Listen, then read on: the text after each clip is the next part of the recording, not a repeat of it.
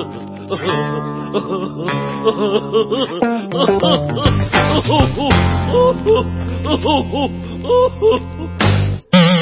it's Carnival of Randomness, and this is our last episode of February, so if you don't catch it, you have to wait all the way till March. So listen if you can, and over there, as always, is our drummer, Greg. Ah, shit. Greg's not here. Okay, we'll start over. Well, I guess we're very thrilled. I better just call this Carnival of Anonymous because we're very thrilled to have our Maxie Greg, whatever you want to call yourself. Professor Don Anonymous is back to join us. Hey, Don, thanks. Very welcome. You won't get an intro like that anywhere else. You can call me Supplicant Greg.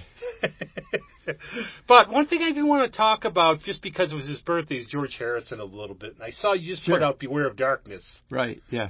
And over the years, to me now, like the young ones around us, like Michaela, Sam Snyder, all those Mayberg guys, Greg Townsend, who was more our age, that's his favorite guitar player, he's getting the credit he's due, I think, in terms of just how good he is and creative. And he's become my favorite over the years. Right. I remember growing up, my stepmom was a fan. I mean, she had some Lennon solo albums though, but I remember when Lennon died, though, there was all this talk about him and McCartney, and she was like, "My favorite was George Harrison." So that was, there's always been that contingent of Beatle fans, that sliver of fans that George was their favorite. Well, there's the cruel, like the music snobs, like the critics used to call the Beatles a giant Lennon, his cohort McCartney, two midgets. And I think that's just to be snide. I think that's the part where, like in the mid-'70s, they weren't cool. They had a K-Tel album out. I remember the K-Tel records. There's a lot of snideness in the 70s, yes. Yeah. And I've heard actually, and I might be wrong, but they sued him, but Beatlemania helped bring him back. Because it brought back interest, even though they sued Beatlemania. Right, I remember how big the Bee Gees movie, Sgt. Pepper. Have you listened to that again in recent years? Yeah, very few of those covers. The only one, okay. Earth, Wind, and Fire. You could probably guess the one I thought was amusing. Steve Martin, Maxwell Silverhand. I was going to mention that one too. That was fun. But yeah, there's the one cover. The Gotta Get You Into My Life by Earth, Wind, and Fire. That's one that some people think that actually turned out better than one of the... Well, you know the one they play a lot on, FM radio stills Come Together by Aerosmith. That was huge back then, but I have not heard that Aerosmith cover in years. I've gone more to for radio, 88.5, all that, or like classical 91.5. So I don't listen, but for a while when I would, it would always be... So that was a good one, too. Yeah, but my gripe about stuff like that is, okay, you have all these artists, they have more than 5 songs, dude. You can hear, driving on trips, the same song every 3 hours. It's like, they have a big catalog. But the one that got me, remember when Strawberry Fields died, they played Carry That Weight when they did the funeral? I haven't seen the movie because her name was Strawberry Fields, and Strawberry Fields Forever is it's in the top 5 Beatles songs. And the way they did that song, I just cringed. Yeah, you think the Bee Gees would have done it a little bit better because they were virtually almost like the Australian Beatles themselves. People don't guess that, some people just think, okay, disco and everything. They go back to the 60s, and they were Australian pop. Yeah. Cucumber Castle. Yeah. They were like a Australian Beatles. You would think they would get the music more. And then Robert Stigwood produced the movie, I think, and he's a music guy, you should know. But he did produce Staying Alive and all that stuff. They were good, but they were even better at copying, because in the 60s... Well, actually, their first cover was a George Harrison song, right? They covered, I think, when they were starting out in the 60s. I could be confusing them with the Hollies. Don't worry, this is why I say look it up if you don't know it. I'm going winging it as I go. Plus, how would you love, and I saw John Cleese live and he verified it. George Harrison calls him up, says, I really love this movie. Is it getting made? No.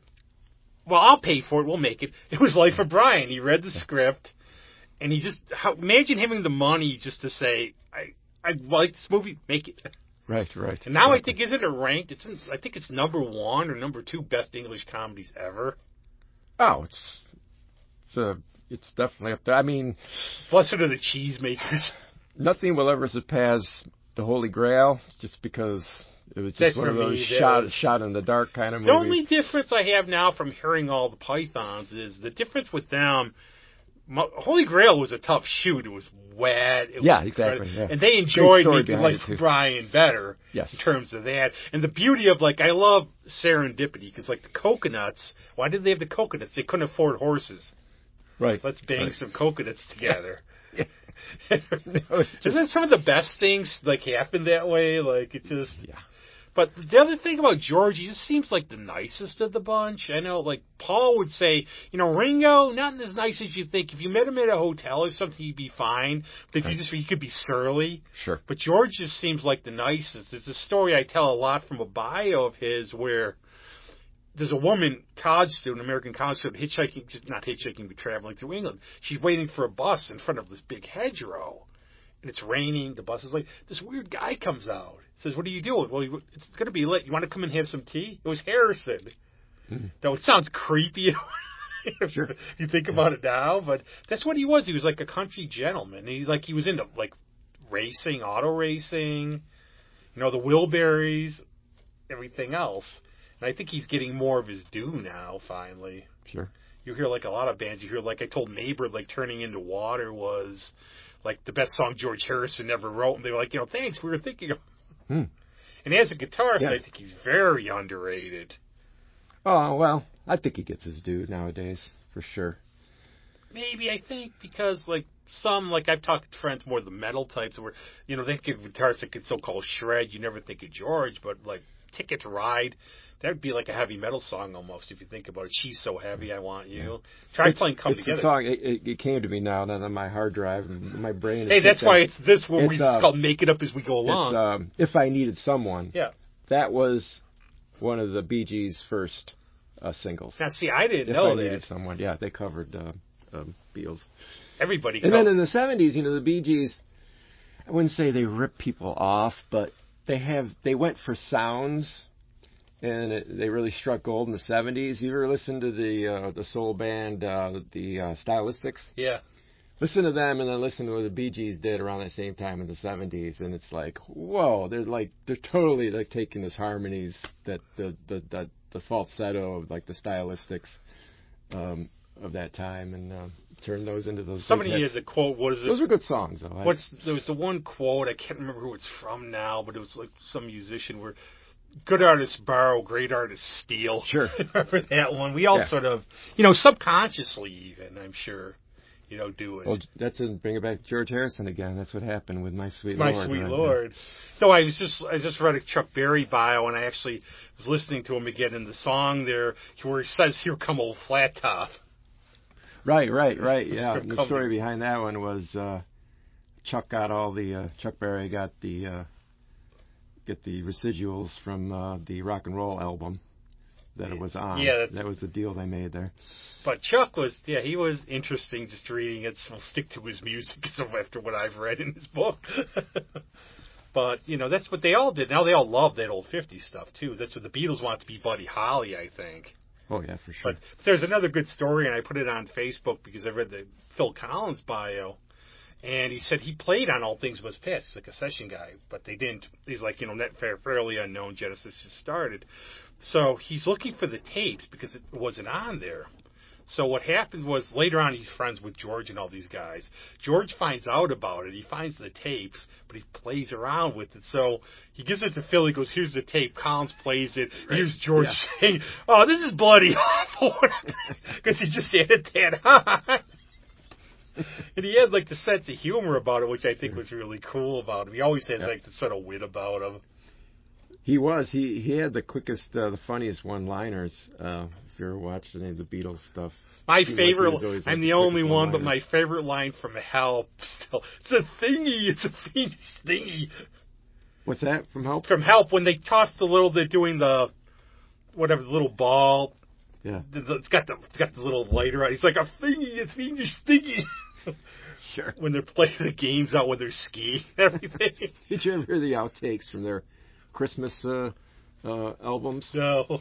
I think in '60 they had to do these Christmas albums. Yeah, I remember those. For their fans. There were some outtakes, and And they usually, near the end, they usually have no material when they would go in to do these things. So the sound engineer would just get a bunch of sound effects, and they would just riff off the sound effects. And one was like a saw or something. And the butcher, and that was like 66 or something, the Christmas of 66. So remember the Butcher album that came out? Yeah. And there was a big controversy over that. So when George heard sawing and stuff as a sound effect, he was like, "Oh, we cut up the babies here." And then, he's totally riffing off the controversy over that about how they eat babies. It's pretty funny. Well, that was crazy back then. You think back, like, just all the burning of albums, even though I hate to say it comes around in circles sometimes with some of these, crazies like that. But, all the burning albums and everything else. But, like, that's pretty funny, actually. So to me, I think that's funny. Should have called, surprised the Meat Puppets didn't take it or anything. But serious, important question. This is deep. Prospects for the Mets this year. Oh, the Mets this year. I've been long suffering, and I'm a very bitter sports fan because the Vikings and the Mets. Right. Well, I've got a couple football teams that I follow. I grew up liking the Vikings, but now I root for the Bills probably more. What are you, like a masochist or something? I know. They're like both combined. It's like we're the Sylvia Plath of sports. In the Super Bowl. Well, I think I had my Super Bowl last year was when the Vikings beat the Bills inexplicably. This year, that game was crazy. That was just a crazy game. The added craziness. I saw a Facebook post by Mike Murray, and he goes, "They stink." I'm going, "Mike, you're my friend. Why are you making fun of the Vikings?" Because I had to go to a birthday party. Yeah. It was 23. I saw Cook run for the touchdown. I left. I figured they're going to kill him. So I go. It's all Bills fans, and they're looking on their phones. And I saw the craziness of that. And I couldn't believe it. And again, it was part luck, too, because, like, with Allen with that fumble. Man, I feel it. Yeah, he gave the game to them. Yeah, he did. The Bills should have won that game.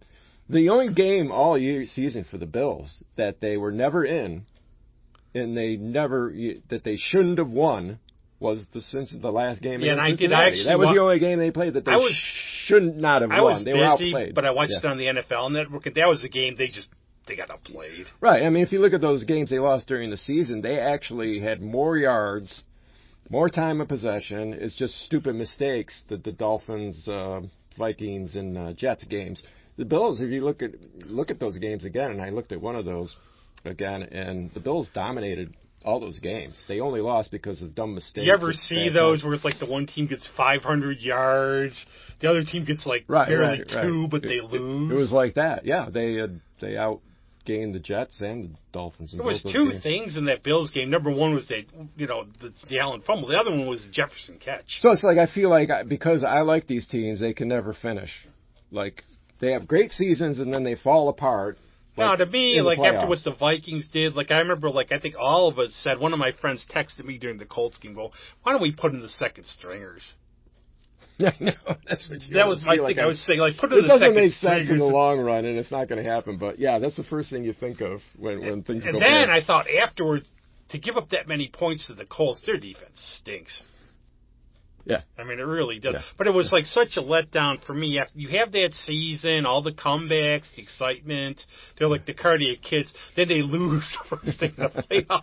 Well, the karma had to change for them because if you remember the previous season, they lost a bunch of games in the fourth quarter at the last second when they were ahead. I was saying if they had Zimmer this year, they'd be like 5-12. Because it was every game, it was like they were ahead and they'd lose. And this year, every game they were behind. But when they lost, they got pounded. So, Yeah, as far as the Mets, the same thing. They had a great season, and then they fall apart at the end. They can never play well in September, so I'm going to try to avoid watching as much as I can. I got caught up. I caught a little bit of a preseason, and they always get off to a great start. Like yesterday during a preseason game, Pete Alonso, first at bat, he hits a home run. So it's like... they look great now. I have a soft spot for them. Are they going to be good in September? See, my mom was a huge Yankees fan. She loved Phil Rizzuto. It was great if you could find him when he was drunk. Those broadcasts were classic. There was one he was drinking wine. I remember they go off the air and you could hear him say, "I blew that." But so I became a Mets fan for that, like around them because WWOR. Same with me. And they stunk. Yep. But they were lovable in a way. It was Ralph Kiner. Ralph Kiner. Yeah. And this was when, the era was certainly, because it was that post-Seaver when they were bad. But I enjoyed them. Oh, no, they were good This was like late 70s, Craig Swan, John Stern. It wasn't, Frank I didn't get into it I didn't start watching WOR until after they won the World Series. So they were pretty good. So I didn't get into it until 86, 87, 88. Yeah. And they were good then, and they were still okay in the early 90s. Then they had bad time in the mid 90s. Yeah, but they went through like Dallas Green, Kerry Cobb. They got back to the series. And then 98, 99, they were good again. Yeah. But they had they were going to be like the Braves rotation. They had like Pulsifer, Isringhausen. They never really panned out. But my friend Rob, who's been like a Mets fan since we were kids, and he's a suffering one too because he's a Chargers fan too. So that's, if you want suffering, probably we got it better. But he was glad they didn't sign DeGrom. Yeah, I guess so. Considering he's hurt already. Hurt again, but I don't know how serious that is. It might not be very serious. He never do it, but I think it might be better for him to be a closer the way he goes, because it seems like he can't pitch. He's made 36 starts since 2020. Yeah, it's hard to tell this early in the. But I was watching some of his games. He's hit like 102 miles an hour and stuff on his fastball. Yeah, I mean, the guy was. When he came back last year, he was really good. It's like he didn't miss a beat. And then near the end of the season, he stumbled a little bit. He had one really, really bad start against one of the worst teams in the league. Pirates. No, it was the A's. I thought it was the Pirates. It was the A's. Oh, yeah, I remember that now. Yeah, they didn't struggle. They struggled against the Pirates the previous season. This year, they did okay against the Pirates. But it was the A's that J. Now I remember that when it was like game. 5 runs. Yeah, he gave up like 7 runs in the first inning or something. It was crazy. Yeah, and the A's were terrible last year. But then it was Scherzer who fell apart in the playoffs. Well, he was hurt, too, so he was hurt. No, he came back and he was fine. Yeah. And then their first playoff game, Scherzer just threw a clunker. I saw, like, when he pitched for the Dodgers, and I watched a lot of games of those, there were a couple games he just looked like unhittable Hall of Fame. Yeah. For the most of the last season, Scherzer pitched fantastic. That first Yankee series, he struck out Aaron Judge, I think, all 3 times, I think. Greg, you're quiet. Forgot he wasn't here. Yeah. Okay, doesn't follow baseball too much, so you got. No, we never. I don't think we ever talk about baseball with them. That's why we had the advantage here. But how now? Dr. Anonymous has been popping out doing some work, because I know you've taken a step back from playing out with Anonymous Willpower. You had the last show at Lux, which was which if you could find on DVD, it's probably released by now. Oh no, there's no video out of that yet, but it's a tough place to shoot video in Lux. Well, you'd see heads. Yeah. Lux is a great place to play. You have to Lux is great because you have to start late a little bit. That's they one pay thing they pay better than anybody else, yep. And they give original bands their due. And they do, and a lot of people. But it does get really crowded. That's one thing. Right. And it does for us oldsters, as we've been complaining about on the show a bit. It starts late. Well, I miss those, for God's sake. Oh, you do? It doesn't even start that late. We were started at like 9:30. See, that's not late for me. It used to be for me. I remember back in the day, the first show would be at 1. Right. Some bug jar shows, that were like that for sure. I would make the rounds in the day. I'd start like at a happy hour somewhere, run into people. Where are you going next? Go to this band. Go see this band. Then we go there. End up like at somewhere like the Bugs or at 1 o'clock, and the headliner wouldn't even be going on. Yeah, I remember New Year's Eves, too. I mean, I remember one of my fondest memories is a Colorblind James show at the old Friends and Players, in which they played until 3 o'clock in the morning. And they were running out of material, so they had volunteers go up, and I ended up going up and singing something. That's a good ad-lib for New Year's Eve. 1988, I think, yeah. I'm bad with years like that. Now, I remember the old days like that. It's just become one of those where, like I looked out like my car's been in the shop, so the only reason we have a show is because I have the old model that could get me down here. But I look out, it's cold out, it's getting late, I don't want to park. Well, there's a couple things going on with me. I got into that. If everybody writes the same song again, me and Susie have done that. You know I made fun of the title. Why? Don't you want to write your own? Why do you all want to write the same? And you have to call everybody? I think the people that came up with that idea would say, you're missing the concept there. No, it's me. Yeah. The idea is not write the same song, just have the same title. Oh, because I'd have to be snarky. Well, I have to call Miriam Morales in. I have to call her. I have to get a hold of everybody else. Okay, what are you writing? I don't want to write about that. We have to write the same song. It's funny because it actually works for me because it's tough for me to be challenged. If I'm challenged, I'll tend to try to come up with something. And I came up with something. This year's thing is, what did I miss? I don't think it was the strongest title, but I came up with a tune. I plugged it into sort of social media culture. So it's like we're always like checking our devices and checking our televisions and radios and all that to see what we missed. So I kind of played off of that idea. Yeah, it does too, because it's gotten to me. I was actually get to a point as like a friend of mine. I was actually talking to Kyle Vach when he's on the show, and it's there. And I'm going around every 15 minutes. I check my phone. I mean, we're all being bombarded with information constantly. Too much, not knowledge though. So we all, even no matter how much information we're bombarded with, we still feel like we're missing something. And it's always like when it's always that important news. You open your computer, that horrible news about Tom Brady. Right. This happened. It's always like clickbait where it's like, this horrible, the NFL reacts, or this we happened. are so interested in useless information. And it's like, okay, what's going on? Oh, there's war in some country we don't know where. So that they're doing it at the JCC this year, which is, they used to do it at Hochstein, which was a pretty big venue too, even though it started out at Bernunzio's years ago. But Bernunzio's was too small. I miss Bernunzio's show, though. I know they're... Yeah. So, but they had to expand, so they went. But now they're at JCC, which is pretty big. I took my dad there for years, and they have a big... Everything good about parking lot's really good, which for me is issues always if it's not. And it's a big stage. Danny's had some things from Abilene there, too. So that's on March 12th, Sunday. And then April 1st, Anonymous Willpower will be getting back together for a little... tribute. Wait a second. Yeah, sure. I don't believe you with a one-day tribute. Oh, yeah, April 1st. Sure. Yes.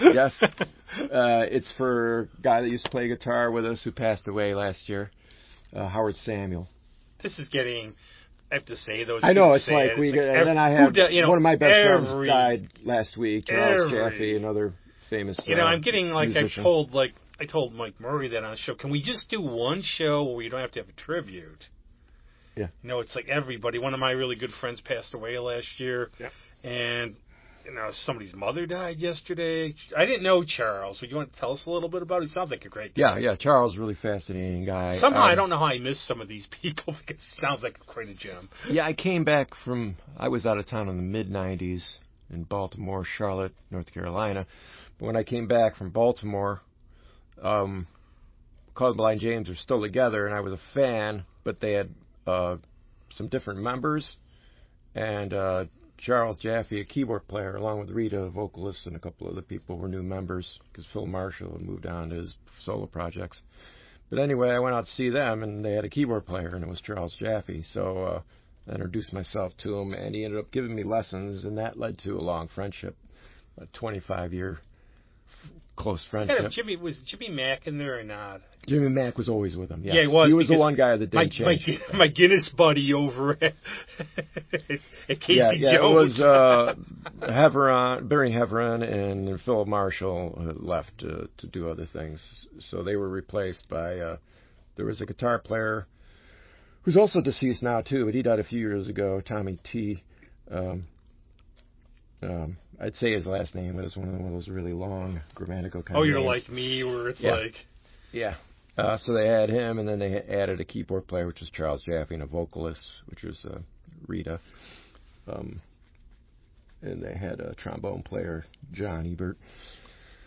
So they were still putting out records until Chuck Cuminelli unexpectedly died in 2001. But my relationship with Jaffe continued until right up to the end. We were going to be his caregiver too, near the end. Kind of already were, but we were going to get paid for it. but it didn't go that long. It was Parkinson's that really kind of did him in. I just know like the Chuck, because Jimmy told me a lot about Chuck, a lot of those. Yeah. Well, Charles Jaffe was originally from Boston, and he was, drive a taxi amongst other things there, but he was also heavily into the music scene. You know what I think of too? Just his last name, Al Jaffe, from Mad Magazine. I'm not that familiar with him. Was he an artist? Yeah, an artist. I think he's like almost lived. There are some other Jaffes out there too. I think there's a famous cinematographer. Only me though. I would think of stuff like that. And also today, this is out obviously on our usual time, but also Joe Dady. Yes, and that's I'm actually when I get out of here, we're taking Jaffe's wife to see the showing at the Little, which is at 3:00 today for the concert for Joe. Which I've already seen it because I was there live, but there's a showing of the concert. And then there's a band playing afterwards, I think. So, there are? Okay. Yeah, like at 6:30. Well, Jaffe was in that show, so it'll be good to see that live footage again. That'll be at 3:00 today at the Little. It's just amazing. I mean, I guess that's one of the problems we get getting older. I mean.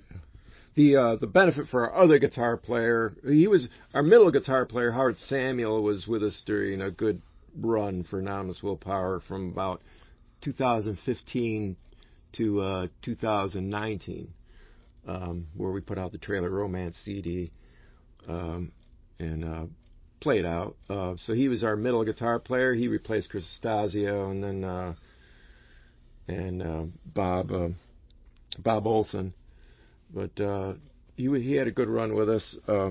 He lost his struggle with cancer. He couldn't find a liver donor. So I always owe Phil Marshall too, because you also know he came over and played for my dad. Yeah. He had dementia. That was he did. I'll tell you what music does too. My dad, he'd hit me over the head with plates. He called me Antonio for some reason. Interesting. I don't know. Like some of these, I tried to figure out, like with dementia, where they come from. Every now and then, he would get lucid, and I'll still always treasure when he said the one time, "I wouldn't want anybody else to take care of me but you." But then he'd go, and some of the stuff was from his past. And I've heard, like, an optometrist said sense memory, like he would see stuff, like he would see horses in the backyard. And he tried to catch a boat one time out on the road. And I think that's because he was in the Coast Guard.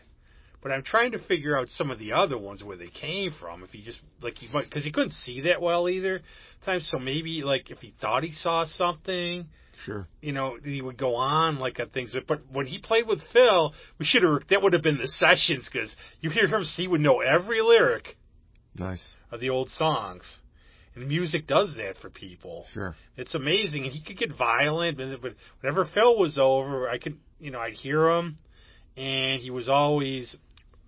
Yeah, it's almost as if the sound, the brain receiving those sounds opens up sort of pathways that have been shut down, connecting to certain parts of your memory banks that aren't open usually unless they're stimulated somehow. I'm yelling at Phil when I go, play a Fox Sisters song with him. It's interesting too, because Phil I'm sure he's done this for a lot of people, but he gets somebody who knows all the local music too, so I was joking about him like that. But I've always never really asked you, because you have an eclectic taste like I do. What did you first really start listening to? What were your first likes for music? Oh, yeah. I always liked music. My stepmom, who I mentioned before, had a very good record collection. So she had a lot of different things, too. I actually had a thing for Tchaikovsky when I was little. I always liked Swan Lake for some reason. And then she had a lot of Simon and Garfunkel. My first was Mazagorski Pictures at an Exhibition. Yeah, she had that also. And I tried to play it on piano, which is why... But that was the first one. I think that's when I hear that, it always reminds me of ELP. Didn't they do a version of that, too? I think so. When I actually heard in my house a lot, I heard that album, Welcome Here, My Friends to the Show That Never Ends. I heard that that album played a lot. Yeah. But I think that's, the exposed. But, like, for me, too, because my brother was in New Math, I was exposed to all this different music. Sure. Where at the time, you go to your suburban high school, you get the popular stuff. Yeah, that's the preteen years for me. And then for rock and roll, I was in a suburban school, East Rochester, so Van Halen was kind of the biggest band in our high school years. So they would be big. I would say Journey was really big in my school. Well, yeah, Journey was huge too. REO. Styx, Foreigner, of course. Yes. Foreigner. Yeah. I always looked at Foreigner being a little above those others, like those a little bit in terms of talent and stuff. Though. Well, that's just your hometown pride. Yeah. But you said at one time, though, like if Hot Blooded was done by a punk band. Sure, yeah, yeah. Can you imagine? I could hear the Ramones doing Hot Blooded, and I think their fans would love it. Could you imagine, though, getting like someone done all that corporate stuff? I hate it. Yeah. How's this song the Ramones are playing? You know who wrote that? We do get prejudice like that in a way. Like me, if it's popular, I don't want to. That's why I rag Greg about Billie Eilish all the time. Well, the funny thing about punk rock fans that I found, and I guess this is kind of a slam. It took me a long time to actually get an appreciation for punk. I didn't appreciate it until I was in college. But it's do it yourself, anti-establishment kind of thing. But then when they have opinions, they turn totally into snobs, right? They're almost like rich snobs when they have their opinions about music. Well, the which I've read, and anybody can contradict me if it's not true, but is actually reading a couple books like about music. The Sex Pistols are basically a band Malcolm McLaren used to advertise his clothing store. Of course, yeah. So that's like, you think about that, they're talking about selling out. They're basically like the monkeys of punk. Right. But yeah, it's true. They all rap has become like that too. Oh, I'm old for rap. Rap stars are now, and all that stuff. Yeah, rap stars aren't there to rap; they're there to sell stuff. Oh, Ice-T. And I admit, like, I love the Fridays films. Yeah. But remember, they were supposedly dangerous in a time, though. Ice-T, like Dre and everything. I know. F the police is now a cop on TV. Yeah, for 15, 20 years. Yeah. Ice Cube I meant for Fridays, but he's in Anaconda. He got attacked by the snake. Yeah. It was interesting how they go. But I would probably, too, if they ever came to the podcast or whatever, here, just do this stuff. How much? No, I have my principles. You're paying me what? Oh, okay. That's how it goes, but like with Van Halen, too. Like that, that was a big band, obviously, too. On their Van Halen first album, they have a song called Atomic Punk. Yeah. To me, that was punk. I think that's their best album, in my opinion, too. Yeah, it's either that one or Fair Warning gets a lot of high praise these days. That was a good one. I also loved the third one, Women and Children First. Funny story behind Fair Warning was, it came out really dark. Basically, the theme of the album is life sucks. So it was one of my favorites. It had like a jazz. Well, that photo right on that cover, I found that original photo in a psychology book. That that's a Fair Warning. That cover, that is a small snippet of a large painting by somebody who was schizophrenic. Oh, so I didn't know. Not Richard Dean. Couldn't have been Richard Dean. Yeah, somebody who was institutionalized created that art. But what happened, Tony, I think Unchained's a great song off there, but Mean Streets. But what happened on that album, it didn't sell as well because it was sort of dark and gloomy. They actually did the payola with it, where they would go to DJs, say how much they would pay them or give them. Well, what was their next single after that, right? Oh, it was Pretty Woman, I think. So they sold that real quick. Now, this gets me, too. It was the 80s. It was all sex, all this stuff. Diver Down, the sign, though. The double entendre, Diver Down. Right. Which that was way over my head, yeah. That's the one that has Pretty Woman on it, yeah. Right? Yeah. That was the first, that was like one was like, it's like 30 minutes long and mostly covers. Because I think the story behind it was they were going to take 2 years, but they demanded an album now. Yeah. But I'd love to see footage of the US Festival, because I guess Roth was ripped off his head. Right. Which would be funny. There's a connection between them and the Ramones, too. Did you know that Van Halen were supposed to be the band that was going to be in Rock and Roll High School? Oh, no, see, I didn't know that. Yep. I just laugh about Vince Lombardi High. Yeah, it went from Van Halen to the Ramones. Oh, I wish I would have, because I saw PJ Souls when she appeared for Halloween. When she appeared in Person of the Little. I wish I would have known that. I would have asked her about it. I could see them fitting in there and everything, though. I suppose at the time, yeah, that it kind of made sense. But now you're obviously very into the music of New Orleans. Noel always confuses me, so I say New Orleans. Right. But is there a way to describe it? I was thinking about that on the way here. Like every region has its sound.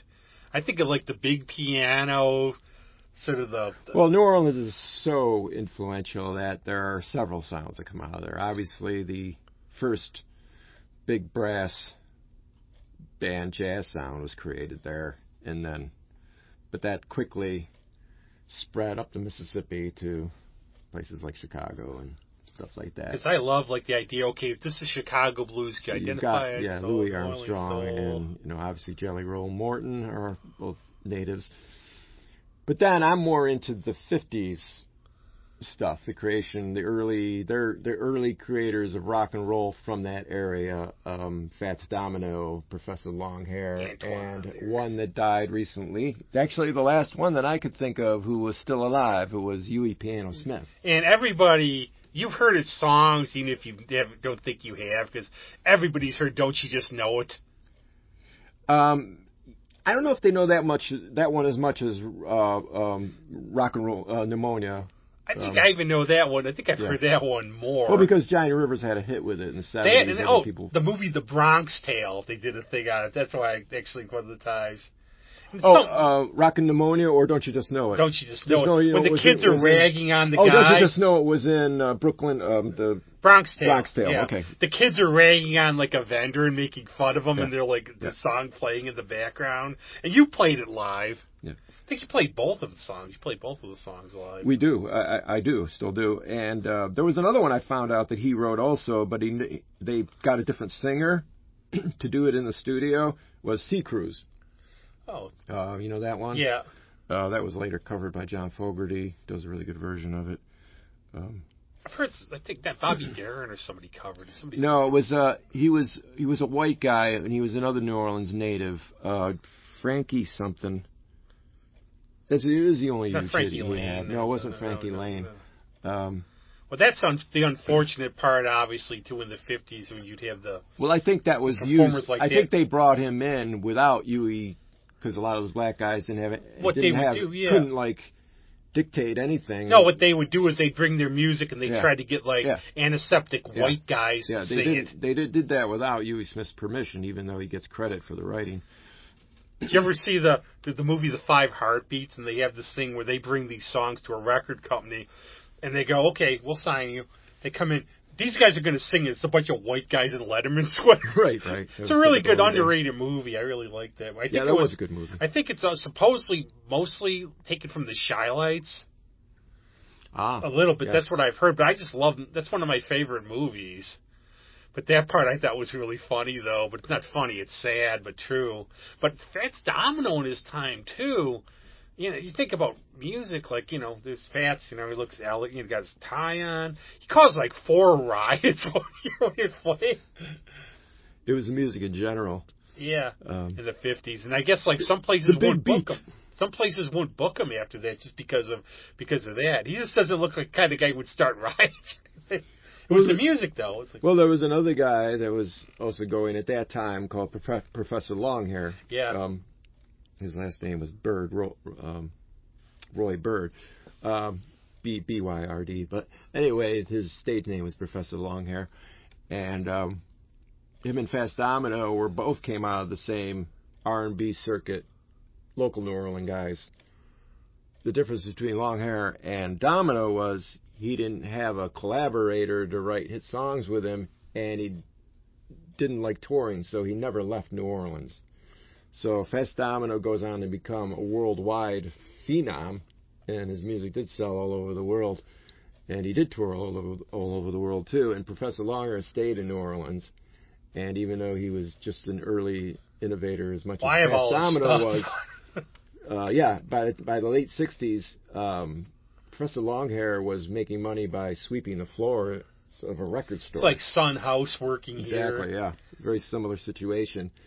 And then in the early 70s, there was more interest in what Professor Longhair did because he recorded some early sides for Atlantic in the early 50s.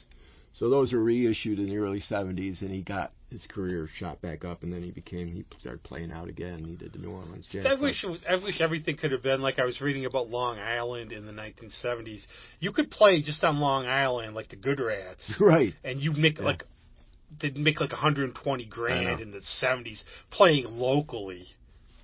Can you imagine that? Wouldn't that be awesome for us now? Yeah, you'd have to play every night, but still, the 120. But I guess what happened now, the difference between them and Twisted Sister was along there. They went more national. Good Rats, they'd come here, they play there. It dried up by the 80s. Yeah. But I would love that for music. I would love that for here and anywhere for local music to have that. Dream on, I know. Well, to even achieve success locally, you need to go away. Right, that seems to be the. Yeah, I know, sort of. Exactly. Yeah, exactly. But you've got your people today that are most successful, and people that we know are individuals who've branched out. I know my whole shirt's like, hi, I could say hello, Nashville. People like Greg Townsend and Michaela, obviously, and Daniel Ponder now. It's our little birds flying away. And it was the same in the 70s too, because of Lou Gramm. I mean, he's perfect example of somebody that goes away and comes back a big star. We stay and hold the fort, though, and everything about it. But that's the thing now. You're making a lot of new music. You have a YouTube channel. You have all this you're trying to get out. Aren't you right now? You have like a YouTube channel. Well, that's what that Harrison clip was from. I actually recorded that we'll get back to that. A few years ago. But now I have a YouTube channel. It's Don Anonymous 1. My big thing now, too, and I just actually posted this on Facebook this morning. I didn't read the article, I admit it, but it's as we get older, our music tastes go back to what we know. Like, I become the total opposite, where, especially during the dreaded C word a couple of years ago when I was in the house, I love to branch out and find stuff I've never heard before. Well, yeah. I mean, I always do. I mean, you have to as an artist. If you're going to think of yourself as an artist, you can't keep doing the same things over and over again. But you can't. That's why I'm just not going to do this tribute band thing. I mean, there might be a couple rare examples where I could get talked into doing a tribute band, but I try to avoid that. You should actually watch the documentary Tribute. You get a good if you haven't seen it. Oh, there's a documentary about that? I'll send it to you. Okay. It's called Tribute, but the one part is, and it's sort of sad but funny, so there's a Kiss one, and the guy who was Gene Simmons freaked out and burned his house down. So they're getting an audition. So there's this one guy on there. You feel sorry for him in a way because he's just deluded. Sucks. He's just so bad, but he's going on about living his dream, and just to watch it, it's pathetic because when somebody thinks they're good and they're not. But it's obviously a big industry. The thing is, I always try to preach on this show, as I keep saying, like what you like, but try something you never had before. You might like it. I've always done the thing where I'll have friends call me, old friends, and I'll say, well, I'm going to see such and such and so, why don't you come out? And they're like, well, we're going out. Why don't you come out and see what are you going to see? An Eagles tribute band. And that's what they'll go to. I've had friends get a hold of me. I know you know a lot about music. I know that Fleetwood Mac tribute band's been popular too. They're a lot lately. Yeah. But the only one I will say I really enjoyed, it just became a thing with the guys, was my friend Pat Barrios. He was in a band called Crazy Train, obviously an Ozzy and Sabbath tribute. Yeah. And what it became more was, we got to know him and the band, and it became a bunch of people from college I didn't see much. It would be our going out. Yes. And I got to know him, but the thing was, he never really was a fan. He basically, it was when the Osbournes came too, he got a lot more gigs. He was trying to put his kids through college. After they got out of college, now he lives in Kentucky, he's doing his blues and country solo stuff like he wants. Yes. He doesn't do it, but it was to make the money. Well, that's why that's so successful now, because that's the key to putting bodies in the venues. So, of course, they're going to book those bands because the least common denominator always gets the most bodies. I'm a jerk, your friends can agree upon. I'm a jerk about, even original bands. I'll go, somebody will ask me, Blue Oyster Cult was playing. I missed my chance. I don't want to see what's that now, right. I can see where you're coming from. And I'm a bad person like that. So, some people, but okay, it's the band name. There's I always make the joke, okay, you're going to go see some classic rock band. Right. Unless it's somebody legendary. I didn't see Dylan until 2005 or something at Frontier Field, and it's like, I gotta go see him because I never seen him. It was before, the case, but you the know. thing was, okay, who's in the band? Well, the guy who was on the third album's cousin's the original member with a bunch of other guys. I actually saw Dylan. Last time I saw him was 2018 at the Auditorium Theater. Okay. And I will say, I've seen a couple of his shows when he's been really, really bad. Right. And you don't know what you're going to get. There was one, it was at RIT or U of R, and I can't remember which, but he walked off after the 8th song because the sound system was so bad. But what I got, I'll never go see him again because he was great. And you want to keep that memory, yes, because next time you see him, you might go, oh, why? Right. But it was Dylan. But, now he just plays keyboards because I guess like his arthritis or something, he can't play guitar anymore. Right. And he spoke to the audience, none. No, he doesn't talk to the audience. Either, I usually. guess, what I've heard what he'll do is, well, he did talk 2 weeks later because somebody took a picture of him while he was playing, and he stopped the show. He said we could pose or play, and he walked off. Because people were going around for the show. No video, nothing. But all he does, I've heard, like, if he's in the mood, he'll introduce the band at the end. Right. But all he did was he came out and he bowed. Right. But it was a great show. But the thing I love about Dylan, too, like, he's playing like a Rolling Stone, which I've heard millions of times. It took me almost trying to halfway through to figure out what he was playing. Right. Yeah, because it's like, what is he playing? Because he's like... He changes up his phrasing. It Ain't Me, Babe. He played It Ain't Me, Babe for his third song. And I'm like, I know this song. This is kind of old. What do you do he's about... Probably not doing... He's probably having his band play it in a different key. Yeah, the different feel often. Yeah, you halfway through the song, you're like, oh, that's the tune he's playing. Well, Ian McLaughlin, bless Mac, there in his book, he wrote about when he played for Dylan. And he goes, somebody comes up to him and says, don't get all freaked out if he's staring at you during the show. It's like, why is he doing that? He's got really bad eyesight, and he doesn't wear his glasses or contacts. He wants to see what you're doing. Interesting. And I think, too, you have to be like, in terms of, like, you can't practice improv, and you got to just have that feel with some bands you're going to go play with. Yeah. Where others, like the Eagles, like we said, Don Felder's book, he said that you have to play note for note. But, if it's your thing, though, I'm like you, though. I'm not really big into tribute bands. Right, and I'm not even into seeing big shows anymore. No, me neither. I don't like seeing big shows at all. I'll never go to Darien Lake again after the last time. I know. Unbearable. Oh, my last time I saw The Who at CMAC, and I admit, okay, it was half The Who, obviously. It was Daltrey and Townsend. They were really good. I got a flat tire from where I parked. I barely made it home. Well, parking's one of the bad things about it, too. Well, I found like some, cornfield, which I should have said it was like asking for a nail in the tire. Well, they hire all these parking Nazis to try to get people out of there in an orderly fashion, and it becomes like... It's not worth it for me either, because it's just like you go and you have to leave like about 3 in the afternoon because there's the jam in Canandaigua. You go in, it's all just... Then you have to get there, wait. It's just not... The funniest part, though, and I'll never figure this one out, is I've heard this, like, I was waiting after Jason Isbell. I'm talking to security, and everybody always says, now, from CMAX security to Henry Rollins in his book, that ZZ Top fans are the scariest. And I can't figure out, like, in a way, okay, there's 70s stuff, maybe. It's funny because I had seen ZZ Top at Fleet Pack once. Okay, can you attest to this as the veracity or not? No, not at all. It was very tame. But that was only about 10, 15 years ago. It wasn't like early days. See, for me, David Allen Coe's crowd was a tad scary. I'm certain that for one song, they lip synced on Legs. They're doing this. They totally lip synced because his voice had this raspiness.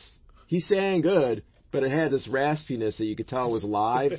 But then when they did Legs, he got really close up to the microphone, and all of a sudden his voice was completely clear, and you could tell there was some processing going on there, and because they were probably also playing to a click track, with that one because it's got that beat. Yeah.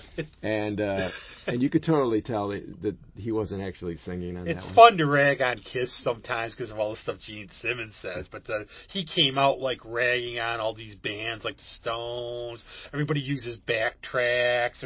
So there's this one great thing where they show a clip of Paul Stanley singing. He backs away from the mic. He's like here. He's still singing. Right. I didn't know Kiss did that too. Well, I think they do a lot of that stuff, probably. But a lot of bands, like, they say the Stones use a little bit of it. Some, like, Fleetwood Mac would have, like, a band behind them playing. I guess Ozzy had somebody he was listening, like, he would try to enhance the vocals for him. Get a little older, you can't do it. See? And I like the sloppiness of rock and roll myself. Yeah, I know. It's so crazy. I think they figure... Like the Eagles, for instance, they figure if they're going to charge $200 a ticket, then they figure the people are going to want to hear perfection. Yeah, Tom Petty said something about that. I got his Fillmore album, which is really cool. And he said we as a band, we were getting stale, so we booked all these dates at the Fillmore. Why? It's a small venue. We could play with you. This is like coming to a sound check. Yeah. They play like obscurities, they play covers, because he goes, look, you're paying whatever, you got to park in a garage, walk, go through a crowd, people want to hear the hits. But I think maybe the appeal of tributes in some ways is just that, I don't know, a lot of people, they just like what they just grew up with and they want to hear it. They're not willing to try something else. Well, it's the venue owners too, because they're going to book those bands because they know those are the type of bands that'll bring in the most bodies. I always say I love the meme about there's a Trojan horse and it says cover songs and inside says original songs. You bring them in starting with some of the covers, then you do your originals. Yeah. I mean, there have been bands that have done that. I remember bands locally would do like a set of originals, in between sets of covers. Yeah. But then you'd go to these shows, and during the original set, that would be the time, and this is like back in the 80s and stuff, so that would be the time where everybody goes out to get high. Which was sad. You go in there, and it's like, the big band's doing 3 sets. The first set, place is packed. The second set, when they're doing their originals, like half full because everybody's gone out, to get air and stuff. And then, they finish up and they're packed again with the covers. Oh, jeez. I don't know. I've always been like, I'm going out for the music, and I can always play like all these other bands I could play on my CD player. I want to hear new stuff and different stuff, that's all. And I'm there, and I always just don't like it when people treat it like wallpaper music, where they just talk through the whole show. Yeah. That's just me.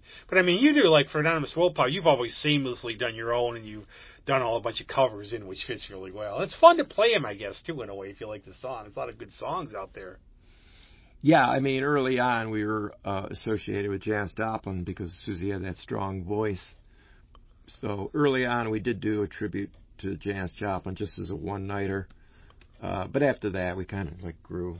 Near the end, we weren't playing so much of her stuff. Because we got tired of it. I can't even describe, like, you call it, like, Susie's called it voodoo soul. I always, my description, and this came after that Alley show during Fringe Fest, because my friend gave it to me. I took my friend to see you. Yes. And he said, this band's the perfect band as a soundtrack for an indie film. Yeah, I'm sure you can say that about a lot of different artists, I'm sure. I think when it always goes, like, I've had, like, friends who, like, see performers I know, and they go, well, she sounds like Stevie Nicks, and I don't hear it at all. And I think that basically you bring what you know, though, too. But for me, I always say, like, you're one of the bands I've always used is, okay, what do they sound like? Well, they're just good. I can't really describe them. A little New Orleans, a little rock, a little, Iggy Pop, I suppose. Sure. Well, our latest stuff is going back right into the rock category, especially because now we've done a couple originals by Greg. So that could be one of the ones we play. Greg will be in his glory. That'll be another thing he can complain about. Oh, you played my song when I wasn't there. Drummers, you can't live with them, can't live without them. Yeah. No, but that's one thing I've always liked about your music, though, too, because, okay, you get some bands, you get first 3 albums, like, it's all the same stuff. What are they going to do next? It's always awesome when it comes out. Yeah, you don't really know. You even got me on the one Little Hitler, too, because I thought, no, they're doing a Nick Lowe cover? No, it's your own song. No, that was, I think it was Elvis Costello that had a song called Little Hitler. Oh, yeah. Well, did Nick Lowe write that? Well, no, I'm thinking fast on the podcast. Right. It's on Armed Forces. It's easy to associate Nick Lowe. Yeah, because Peace, Love, and Costello. Understanding was written by him. You get the idea. Right. Yeah, this song musically, that song musically was actually more of a riff off of Steely Dan riff. That's kind of what it started with. It has that sort of Pretzel Logic feel. Wait! You have to write a song called Pretzel Logic. Well, that's Steely Dan. Yeah. Well, so write your own title like you did with that one. That's actually a good idea for an album sometime. You write songs, the song titles have been used, but you write your own originals. Well, you say that Little Hitler came from just some work experience that I had. I worked in Baltimore, and I worked at a garbage processing facility, and there was one kid that worked there, and he was a nice kid, but there was another guy that I became friends with who used to call him Little Hitler because he was sort of like the favorite of a boss who was Hitler-like at times. That's what you got to do, though. You got to pick. He would call him, no, there's Little Hitler sucking up the big Hitler. Did you write? Yeah. And I had no clue there was an Elvis Costello song called Little Hitler at the time, so I wrote that without even knowing there was already a song. Did you write one song based on American History X, too? That's the one. That's the one. That's when you said Baltimore, you confused me. The guy said Little Hitler, and I said, all right, and then when I imagined the song, I had seen the film American History X, so I said, well, why don't I write a song about this kind of character, a racist who falls on hard times and then turns himself around.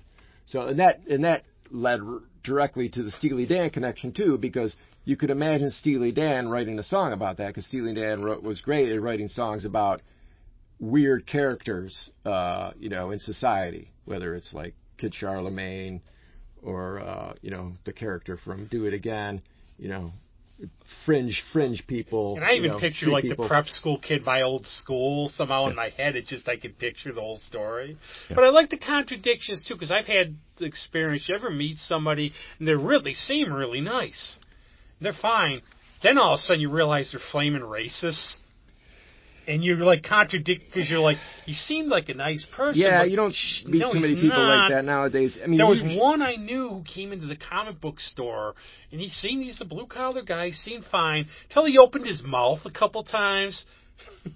Well, I'm assuming most of those people are probably over the age of 50 these days, right? This guy would, he would have definitely been.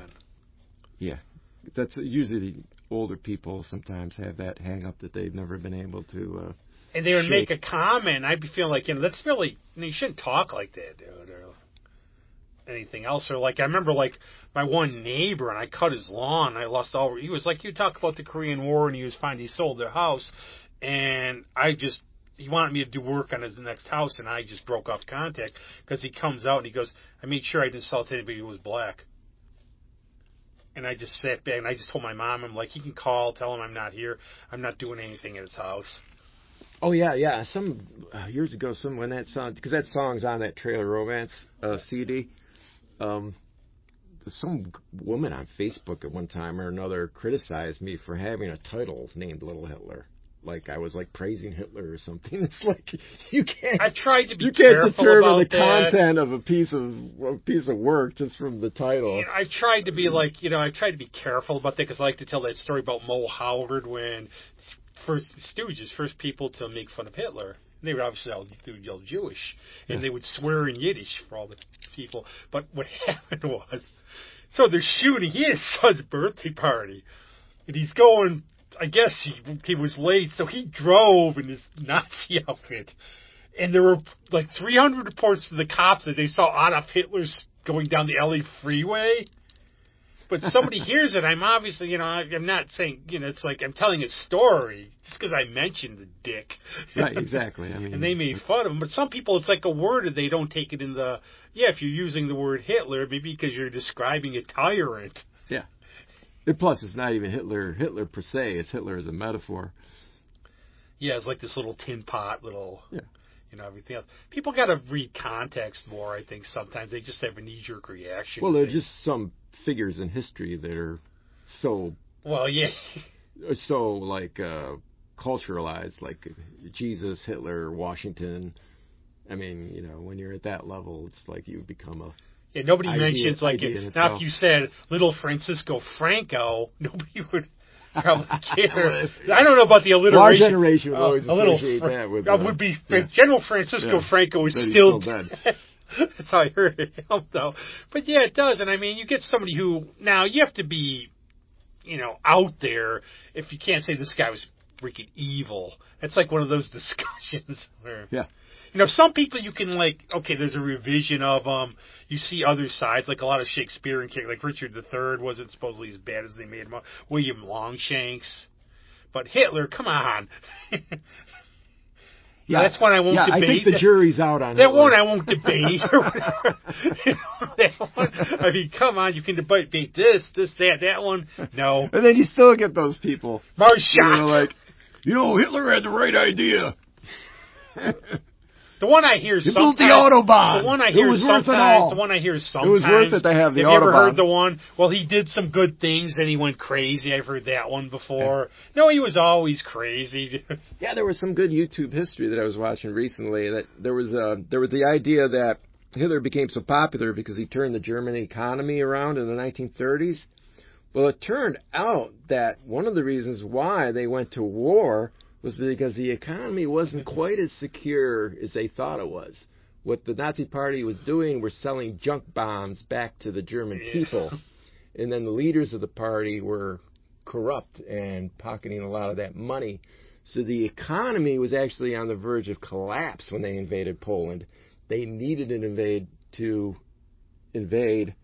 to get the economy back going. Make sure you read your history and everything. Yeah. Don't just take everything spoon-fed as you hear.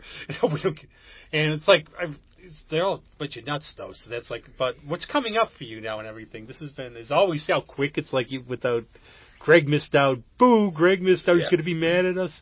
But what's coming up for you now on the horizon? And you and Susie, you solo, you whatever. Well, like I said, you with the polka band. We got a tribute to our old guitar player, April 1st. I'll be in if everybody wrote the same song. And where is the tribute? I know you mentioned it. Murph's on Pattonwood Drive in Arundequoit. It's easy to find. It's by I Square, sort of, a little bit. Well, it used to be by I Square, but now it's near remember where Stutson Street movie theater was? Right up there at the lake. That's you were corrected by the host. Yes. You all be going to the gig there going, where is it? I'm going, it's not here or anything. Yeah. I guess they call that Pattonwood Drive. It used to be Stutson Street. Yeah. Pattonwood Drive. Oh, actually, I think it goes into it. It's still technically Stutson Street when it's in the city, that little part of Charlotte. There's that little part of Charlotte now, like Rivers, Stutson Street. They have a nice venue up there now. That church is a nice venue. I love that venue. Yeah. I've been there a couple times. It's a cool venue. I'm disappointed, though, because I was going to go see Kate Lee play there. It was a really... Get well, Kate. She actually had some health problems, and her husband had some health problems. But that would have been great in an intimate venue like that. That would have been awesome. But check out, Don Anonymous 1 on YouTube, and also Anonymous Willpower still has our website, and we still sell our music on Bandcamp. But if you go to our website, that's connected to Bandcamp. You could either just go directly to Bandcamp or Reverb Nation to check out Anonymous Willpower. We'll be releasing a few more singles that we never got to release. We're finishing them up, so we're still working on them. Do you have a back catalog, sitting back there you haven't put out yet or anything? Yes, in fact, I've got one I'm going to put out as sort of like a B-side to this new single.